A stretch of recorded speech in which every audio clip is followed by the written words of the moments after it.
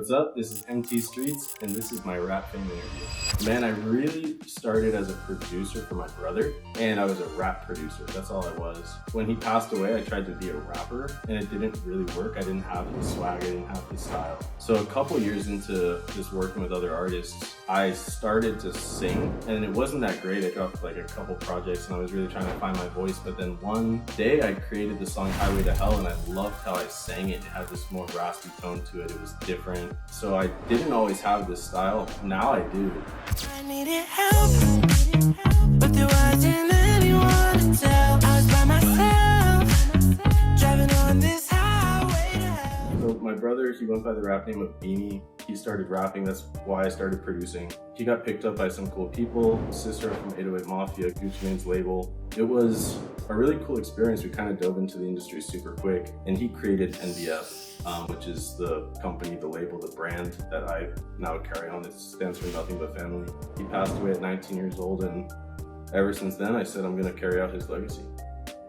One of the things that I dealt with for a long time was survivor's guilt. It's when you feel guilty that you're still here. And when you lose somebody so close to you, you get this weird feeling of, why am I laughing? Why am I smiling? Why am I happy if they're not here? And that's like a normal feeling for people that go through survivor's guilt. For me, I've realized that it's totally okay to be happy.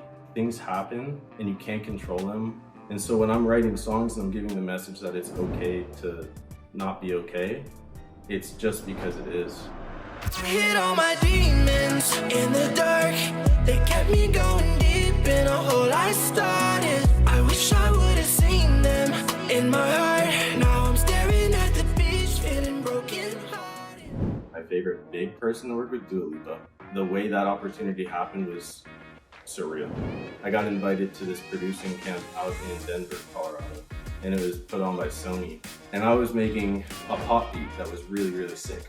Her team came in and they loved it, and she sang on it, but she was so polite and so well-spoken. She was just really cool to work with, very professional, not egotistical at all, just very like, let's sing, let's just do it. Like, the writers helped her out and she just did it, and it was really cool.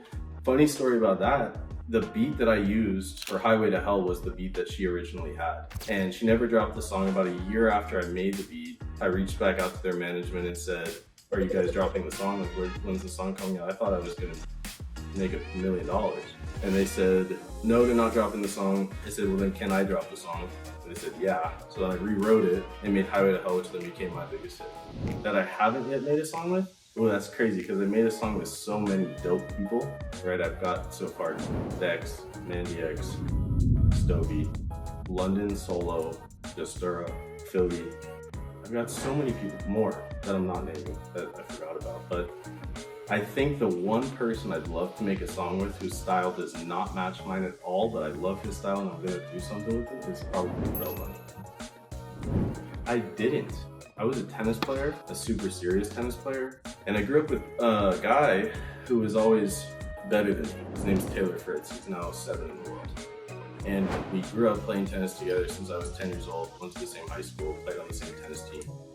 And here I was pursuing tennis, but this dude was always better than me. I was really good. I was number 2, but he was always number 1. Like, if there's a Taylor Fritz in every single state, in every single little town, like I'm in San Diego, then there's LA, then there's San Francisco, that's just California. Then we got the whole world. I'm like, there's a Taylor Fritz everywhere. This isn't gonna work for me. It turns out that it wasn't, and he's like the best American player right now. So that's why I started pursuing music. I'd always loved the piano and I always loved tennis. Life took me down this path and I'm really happy that it did.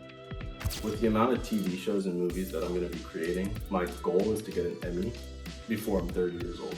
I can see a path to it. I'm gonna hustle my ass off to get it. Whether it's from a children's TV show or whether it's from something crazy, I'm just gonna get an Emmy award. And that's my top goal, and then I'm gonna make a living from music. I was just saying, like, you've made it in music when you can pay rent by doing that. That's how you've made it.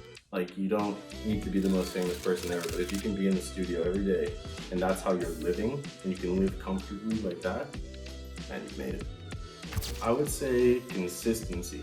Don't give up. Always try to get better and never be comfortable. It's just about wanting to be better, right? You can't just stay where you're at. My brother, his whole message was never be comfortable, and I totally agree with that. This is MTStreets one more time, and thank you so much for watching my rap game interview.